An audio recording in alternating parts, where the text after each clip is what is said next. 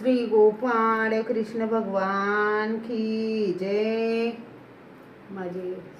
सर्व भाविक भक्त, माझे गोपाळ कृष्ण स्वामी यांचे भक्त, माझे दयाळू मयाळू, माझे माय बाप सर्वज्ञ श्री चक्रधर स्वामी यांचे भक्त, आपण ऐकून राहिलो पंचावतार पारायण। आता अध्याय 4। पंचावतार पारायण अध्याय अथ चतुर्थोदश अध्याय। नमो सद्गुरुदत्तराया परमार्गाशी मूढधिकारिया येती मुनिवेशधारिया अवधूत वेशा तुझ नमो। नमो नंदनंदना गोपाळा श्याम सुंदरा घननीळा अवतरला श्री गोकुळा ज्ञानदातया तुझ नमो। जय नमो द्वारावतीकारा परमपुरुषा परमेश्वरा बावन पुरुषा विद्या दातारा परात परा तुझ नमो। नमन माझे रिद्धपुर निवास्या निर्गुण परब्रह्मा परेशा बुद्धी घेऊन वेड्या पिशा श्री प्रभुराया तुझ नमो। तू अंतरधानी अनमित बंधू करीतो सर्व पातकाचा छेदू निर्गुण ब्रह्मा तुझ कीर्ती अनवादू बुद्धी माझी अपूर्व धरुणी शुद्ध चैतन्य वेश अवतार धरुणी कर्मभूमीस माताने महिषा कुशीस मातृड ग्रामी अवतरला रिद्धपुरी नित्य अवस्थान पाच पिंपळा खेळ खेळून अद्भुत लीळा चेष्टा करून चमत्कार दाखवी प्रतिदिनी 60 जीवांची मूळ विद्या फेडीसी मधुनी कुमी कीटकाशी पाठवी तो ब्रह्मपदी नित्य परमेश्वर पुरी विचरतो दुःखितांचे दुःख नाशितो जीवांचे भवबंधन तोडितो कनवाडू मनोनी या सामर्थ्य अद्भुत दाखवून कोणाशी देतो अचूक दर्शन कोणाचे बालक सानकडे घेऊन खेळवी कुणाचे दुःख रोग नाशिले कित्येकांना संकटी तारिले मूर्त बालके जीवविले टाकुनी कृपा कष्टासह कोण्या एका बालकाची आई बाळ ठेवणी रावडा जवळी घागर घेऊनी पाणी जाई येते झडकरी मनोनी रावडे बाळ खेळविले खेळता खेळता ते झोपले त्यासी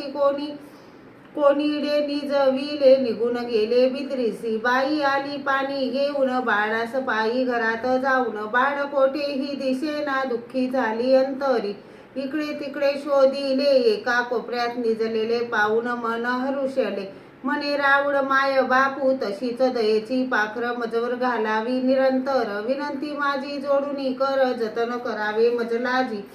कोणाच्या घरीचे एक बाळ त्याच्याशी खेळे नित्य रावड मूर्त पावले ते कोणी वेळा समशाना माझी पुरिले खेळावया रावड आले त्याची माता म्हणे ते सरले समशानी नेऊनी पुरिले सांगे दुःखी होऊनी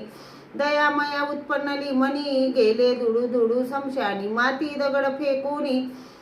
जिवंत केले बालका रावडे बालक जिवंत केले जन लोकाल नवल वर्तले म्हणे रावड माय बापू आपले दयामयादी कनवाडू ब्राह्मण नामे तिकोपध्याय जावायचे करण्या वर्ष श्राद्ध ब्राह्मण गावीचे सुप्रसिद्ध निमंत्रोणी आला तो रंधन करुणी साक पाक माडवंच्यावर करुणी झाक पाक राखण ठेविले ते लेख स्थान करावया तो गेल्यावरी रावडे स्वयंपाकगृही बीजे केले थाप मारुनी दूर लोटिले उचिष्ट केले सर्व अन्न ब्राह्मणाला स्थान करून लेख म्हणे रावडाने उचिष्ट करुनी सर्व अन्न गेले निगुनी बिद्रीसी निमंत्रिली या ब्राह्मणासी जेऊ घालुनी ते दिवशी आपण झोपला उपवासी विचार मनी करोनी या विचार मानसी करोनी म्हणे वाराणसी जाऊनी येऊ पारणे फेडूनी दोष नासावया आपुले कुळ देवता स्वप्नी येऊन कशाला करतो म्हणे उपोषण रावडे उचिष्ट केले अन्न तुप्त झाले पितृ तुझे उपाद्य उठले ते ऐकून स्तुती रावडाची करून रावड माय बापू म्हणून करून स्थान जेविला ऐसा नार्जित दातारू उद्धरिले ब्राह्मणाचे पितृ तैसी कृपा करुणी मजवरू पितृ माझे उद्धरावे केशव नायक ब्राह्मण म्हणे वस्त्र अलंकार भूषण रावडासी करावे अर्पण पूजा अवसर करोनी या केशव नायके म्हणी विचार करून रावडासी निमंत्रण देऊन घरी आणले बोलावून उच्चासनी बसविले रावडाचे श्रीचरण प्रक्षाळून घातले मदडा मादने श्रीचरणाचे उदक घेऊन घातले मुका भितरी गळा घालुनी पुष्पमाळा भाडी चंदनाचा टिळा भरजळी वस्त्रतीचे वेळा रावडासी अर्पिली तैसी माझी महाराजा स्वीकारावी अन्न वस्त्र पूजा विनंती करीतो चरण पूजा नतमस्तक होऊन ईश्वर नामे ब्राह्मण जर झाला दुःख व्याधीन शरीर गेले फार करपून अन्न पाणी वर्जिले नात लागी एके दिवशी घेऊन गेले राजमठासी नेऊन बसविले रावडापासी अभिवंदन करोडिया तव रावडे ईश्वर नायकास पाठीवरी मारिली थाप मेला जाय जाय म्हणे त्वरित तेने त्याचे दुःख गेले तैसे माझे दुःख भवरोग नासून टाकावे अवघे वेडन लाविता शीघ्र विनंती माझी परिसावी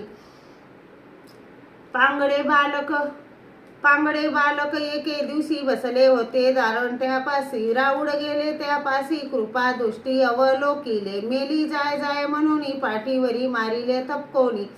मेली मेली उठी उठी म्हणून उतव ते उभे टाकले मातेपासी गेले चालूनी म्हणे मज पाय दिले राऊडानी माता हर्षित होऊनी म्हणी म्हणे राऊड माय बापू ऐसा तू दयाळू मयाळू होशी पाय देतो पांगुड्यासी तशी पायी कृपा दृष्टी सदोदित मज प्रभू मुकासे विप्रसूत त्यासे नव्हते बोलता येत म्हणून त्याचे गणगोत म्हणती रावडापासी न्यावे कोणी एके दिवशी ब्राह्मण रावडापासी गेला घेऊन वंदून रावडाचे श्री चरण दंडत करून बैसला मेली जाय जाय म्हणून हानी तले पाठी थपकन बालक उठले बोंबाहून म्हणे मज रावडे वाचा दिली गुंडम रावडा कृपा करिता वाचा आली विप्रसुता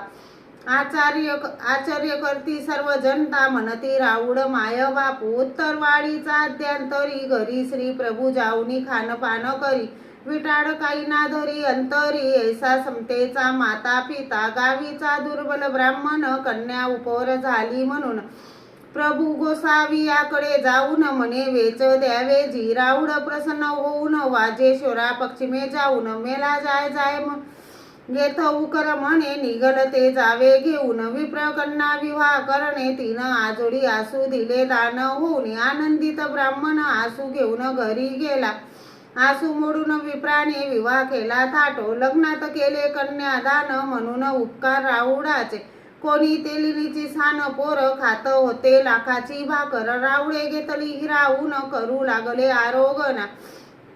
तेलीन म्हणे रावडासी ही भाकर असे तेलियाची विटाळ होईल तुम्हासी म्हणून बोंबावू लागली मेली जाय म्हणे तेलिनीसी भाकर तेल्याची नवे लाखाची मेली जाय म्हणे गोड आहे म्हणून खाऊ लागले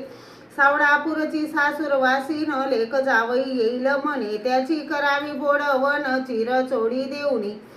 ऐसे यापरी जगजेटी पायी मजकडे कृपा दृष्टी झालो मी फारी पुष्टी काढी मज भवातुनी मुखे पांगुडे नेत्रहीन कृपा कष्टाचे अवलोकून सुखी करीतो व्याधी हरुण उदर्याचा सागर तू तव चरणी माझी विनंती कृपाळू आजी जगदपती तुझी करावया स्तुती श्रवणी पटणी रक्षावे करुणेची घालुनी पाखर मज रक्षावे जी निरंतर विनंती हीच वारंवार ती द्यावे ज्ञान प्रेम दुःख यातना मज अंतरी नष्ट करावे जी अवधारी निज भक्ताचा तू कैवारी वंदन माझे तव चरणी तू ब्रह्मांडाचा निर्माता सृष्टी चक्र चालविता सकळ जगाचा हित करता माता पिता तूच एक जीवांचे दुःख संकष्ट तारितो नरक यातना चुकवितो तुझ विन नसे सामर्थ्य कोणी या सृष्टी माझी साधू संत ऋषी मुनी वर्णिताती ग्रंथ पुराणी तुझी कीर्ती द्विभुनी मी किंकरा काय वर्णावे म्हणून श्रोत्यांना विनंती नित्य भजा पूजा तो श्रीपती तेने मिळेल तुम्हा मुक्ती तरुण जाल भव सिंधू इतिसी परधर्मे कैवल्य पद साधने साळंकर अज्ञात दिशित म्हणे हरिराज उद्बरे गुंडम राऊड अर्पण नमस्सुते चतुर्थोध्याय घोडा श्री गोविंद प्रभु महाराज की जय श्री गोपाळ कृष्ण भगवान की जय।